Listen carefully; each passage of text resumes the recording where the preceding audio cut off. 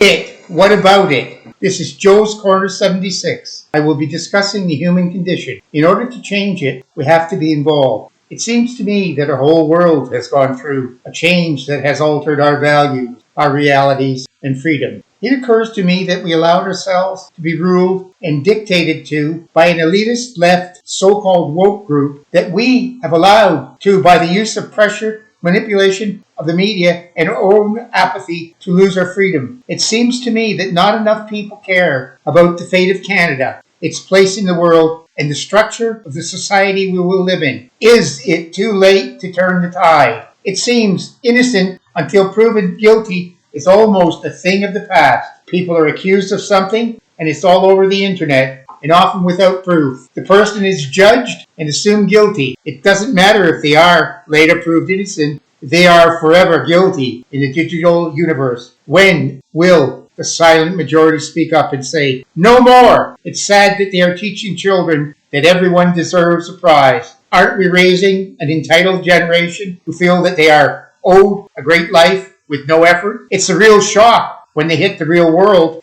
It seems individuality is not valued, but rather woke conformity. It seems many people no longer take the effort to check the facts on issues, evaluate them, and make a decision based on research. They would rather get their opinions from Facebook and Twitter. This has resulted in rigidity in opinions and polarization in society. It makes me sad to see creativity and seeking the truth go without a great outcry. It's a crime that so many do not value the freedom we have and the price that was paid to keep it. The government is proposing bills that will regulate what we see and what we post. They want to decide what is a hate crime and what is hate content. This is completely against the Canadian Charter of Rights and Freedoms. It is so pitiful that there is not a huge outcry. This is an erosion of freedom that could take our liberty away step by step. This is often how dictatorships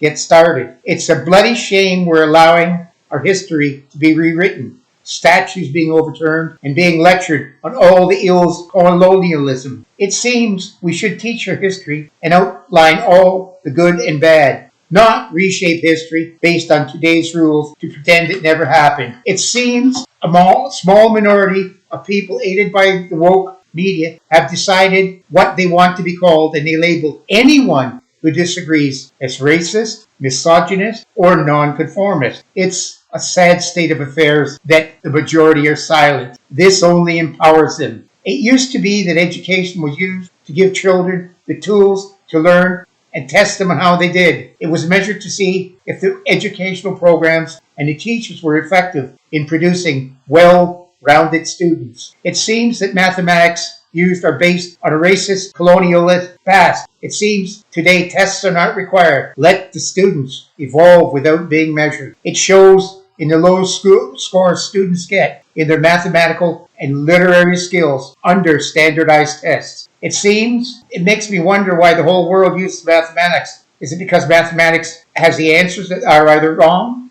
It doesn't seem that it's a colonial system, or racist or unfair. It sometimes seems there is a double standard for workers in the private sector versus the public sector. The vast majority of public servants have defined benefit pension plans that will never go broke, decent benefit packages, and on average, they're paid 12% more than the private sector workers. They are unionized and have job security. The private sectors don't do as well, since they have no pensions, many no benefits, and no job security, along with lower wages. It's strange. Since the private sector provides all the money for both groups, it seems everyone has an opinion about the government and what it should do, but they don't exercise their right to vote. It is a travesty with a narrow band of individuals and what they've done to our oil and gas industry. The world wants our products. We produce the cleanest energy in the world, and we need the economic benefits from the sale. It's ludicrous that the climate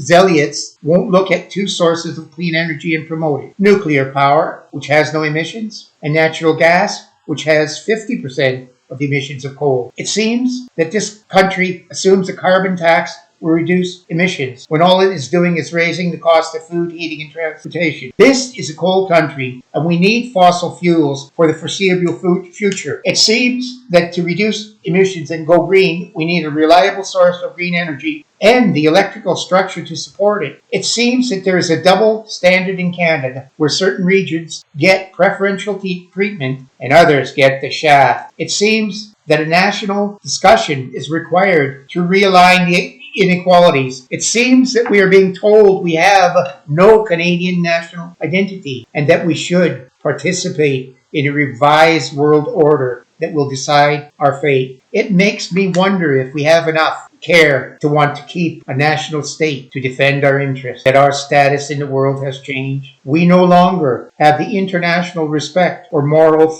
authority we had in the world. Our allies don't want to share security information with us. It's up to us to change this narrative. It hurts that our military has been downgraded and turned into a social agency rather than what they should be, a well-disciplined, well-equipped fighting force capable of defending our borders and meeting our commitments to our allies. It's a joke at how we treat our veterans in denying them benefits, taking far too long to give them benefits, and even going so far as to suggest assisted suicide for those veterans who have psychological problems. It's a crock when the government tells us of all the wonderful plans they have with us, but not the cost and how they will pay for them by savings in other areas. It is so sad we don't finally scream that the government doesn't make money, it only takes money. It seems that the boards of education feel that they know more of how to raise our children than we do. They tell us the lunches we need to send to school. We are told